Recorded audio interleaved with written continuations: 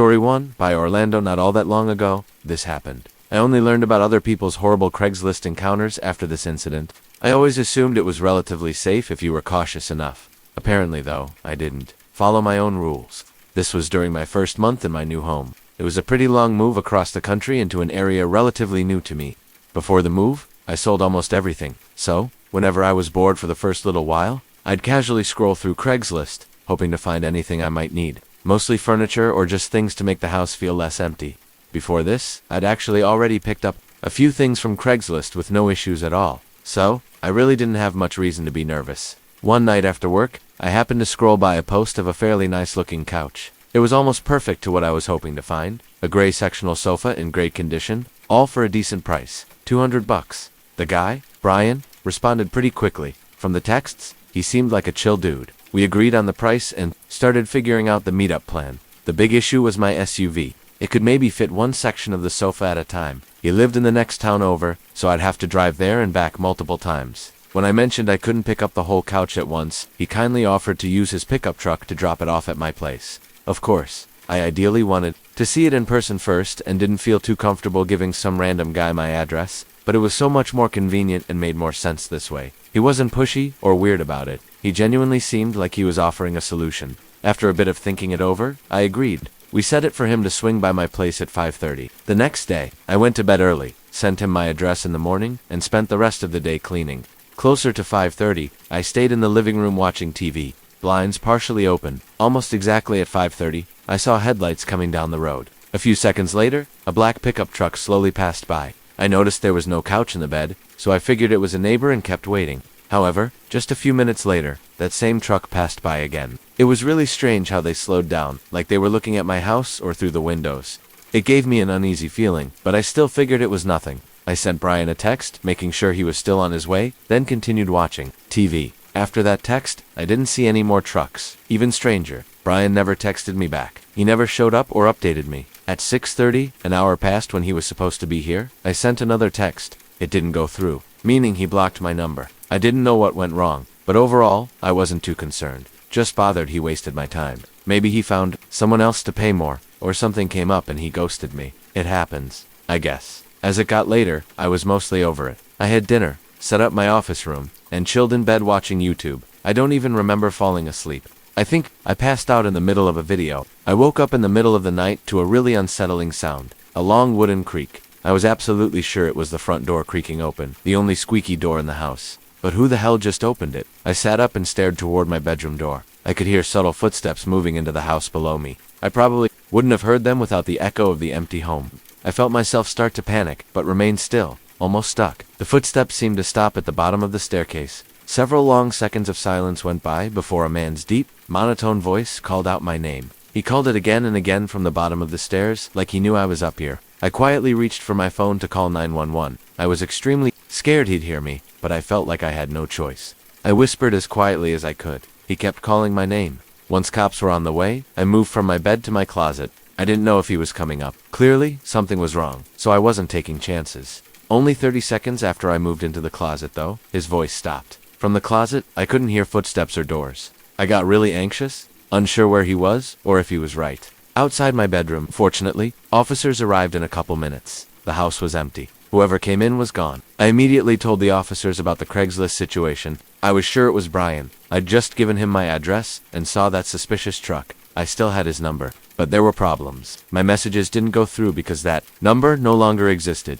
It was a dead line, untraceable. And even if we figured out who he was, there was no way to pin him for the break-in. Still, I'm almost 100% sure it was the Craigslist guy. I wonder if he planned to have responders go to his place where he was prepared, but for some reason thought he could follow through at mine by breaking in. Maybe he overestimated himself. It's also strange he stayed downstairs calling my name. Anyway, the cop said he picked the lock. I replaced it and installed a camera. I didn't have the option to move, so I'm taking precautions. Nothing has happened since. Story 2 by KCC. Every once in a while, I find myself looking through sites like Craigslist, eBay, and similar ones for random things I might want or need. It was kind of like online thrifting, something fun to do that sometimes got me great deals. This was in 2018. I had found a Craigslist listing for a bin full of home decor candles, picture frames, cute decorations. My apartment was bare, bones. so I thought decorations could liven it up. I messaged the woman April, and she was super kind. She said she was moving and wanted to sell off stuff she didn't want or thought might break.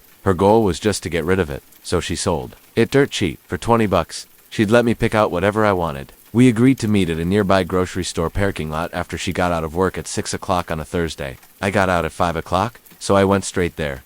The lot was pretty busy. I texted April my car description and location, then waited. It was winter, so I had the heat blasting, but a few minutes after I arrived, I got a text saying she was getting out late and hoping I could meet closer to her. Obviously, this was frustrating, but she seemed really sorry. If it saved time, driving more wasn't too big a deal. April sent an address to another lot closer to her. I put it into my GPS and started driving. I hadn't been to that side of town much. The drive was about 15 minutes, even though it was only 6:30 when I arrived. Because it was winter, the sun had set and it was fairly dark. What made it darker was that all the buildings in this small strip mall lot had their lights off. It was empty except for one car parked on the far edge. Something felt off. April mentioned a red Toyota SUV, which was the one car there. So I drove over and parked a few spaces away.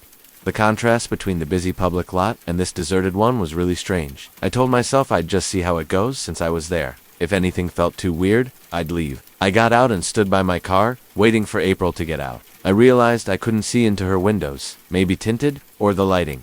Standing out there in the cold, I felt increasingly uncomfortable. I was only out maybe 15 seconds before deciding to get back in when their door opened, but a man got out. He looked in his 30s with dark hair and a heavy tan winter jacket. He quickly explained April couldn't make it and was held up at work, so he was here to give me the stuff. I thought this was super weird. I would have gotten a text that felt like that info was hidden until I showed up.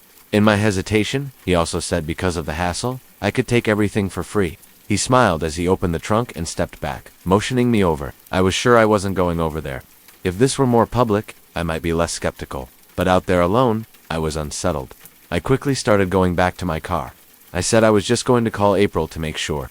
His smile faded as I walked back and got in. I opened my messages and called April's number. A few seconds later, a muffled phone ringing came from outside. I looked over. He slowly reached into his pocket and ended the call. My stomach dropped. Instantly, he started hurrying to my door as I turned my car on and sped out. I was almost sure this was a setup. There likely never was an April. It was probably that man the whole time, pretending to be a woman selling decor to lure in girls like me. I can only imagine what would have happened if I'd gone near that open trunk. After that, I called my sister, and she told me to call the police. I did, but since nothing technically happened, and pretending to be a girl named April isn't a crime, though suspicious, they couldn't do anything.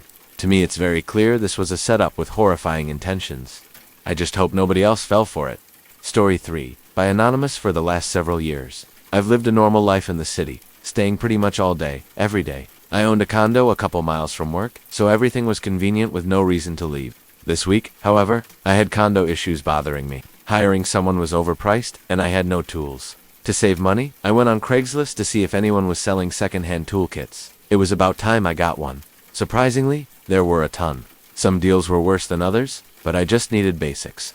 I looked until I found something decent, a lightly used kit with everything I needed for a respectable price. I sent an email. Within 15 minutes, we were set to meet. The guy said I could come by his place tomorrow whenever I was available. I worked until 7, but I stay up anyway. His address was pretty far, though 45 minutes outside the city, in a very small town I'd never heard of. On Maps satellite view, it looked like just 100 or so houses clumped together. The next day after work, I made the drive. The roads were pretty empty and kind of nice away from the buildings. It was well past sundown when I got close. It looked mostly wooded with a few gas stations and shops. The neighborhood I pulled into was sketchy. All the houses were mixed in the forest, clearly very old. They looked over 100 years old with no renovations. Some looked abandoned. This put me off as I continued through the wooded road to the address. It looked no different. Small, old, barely standing. Although uneasy, I thought maybe it wasn't as bad as I felt, being unused to places like this. I parked on the end of the driveway and stepped out.